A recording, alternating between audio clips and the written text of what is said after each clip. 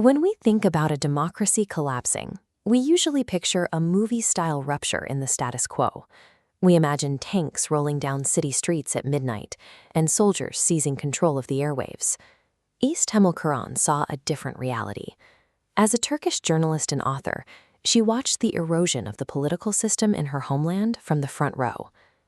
Temel Kuran outlines a process of slow-motion decay, daily administrative shifts that dismantle a nation long before any physical violence occurs.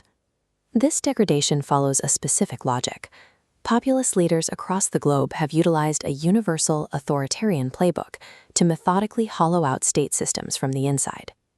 Because these tactics thrive on complacency and deception, a nation often wakes up to find its democracy is already gone. The first move in this takeover is an attack on reality itself. The goal is to induce epistemic chaos, a condition where the public can no longer agree on basic verifiable facts. Regimes bypass traditional news outlets, using social media algorithms to splinter a unified public square into isolated echo chambers. Once inside, these networks swallow up contradictory data, forcing citizens into an alternative reality where the leader's narrative is the only acceptable truth. In Turkey, President Erdogan's regime mastered this art, disseminating misinformation to create a parallel reality. In Brazil, Jair Bolsonaro utilized WhatsApp networks to spread targeted propaganda, shaping voter behavior. In the Philippines, Rodrigo Duterte weaponized social media disinformation to bolster his tough-on-crime persona. With the public fighting over reality, the state targets the institutions that check power.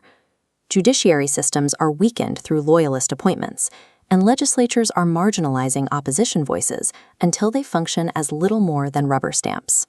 Creating alternative realities allows a leader to dismantle the factual and legal checks on their power, weaponizing the law to serve a specific elite rather than protect the citizen. This institutional capture provides the leverage necessary for the weaponization of nationalism.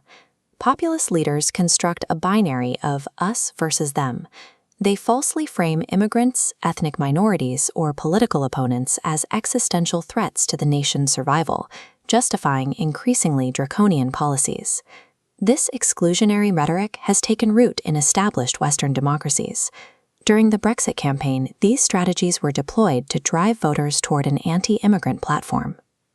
By the time institutions are captured and neighbors view each other as enemies, the regime moves from psychological manipulation to the overt suppression of civil liberties. Legal harassment of journalists escalates into state-sponsored violence. The machinery of the state is used to instill fear through arbitrary arrests and intensified surveillance programs that track the movements of dissenting citizens. By systematically eroding social cohesion and instilling physical terror, the regime ensures the public is too fractured and frightened to mount a unified defense. The end result of this playbook is a hollowed-out democracy. The nation still holds nominal elections, but the spirit of the republic has been replaced by a functional dictatorship. Because this strategy depends on keeping the public isolated and apathetic, the most direct threat to their power is radical solidarity. Meaningful resistance requires stepping out of digital silos. Collective action and grassroots engagement demonstrate that the regime's narrative is not the only reality. Independent activists and human rights organizations like Amnesty International play a vital role in this defense. By documenting the truth, they provide the factual record necessary to push back against the regime's alternative reality. Democracy is not a permanent monument you inherit. It is a fragile practice that demands relentless vigilance and collective courage the moment the first pages of the playbook are written.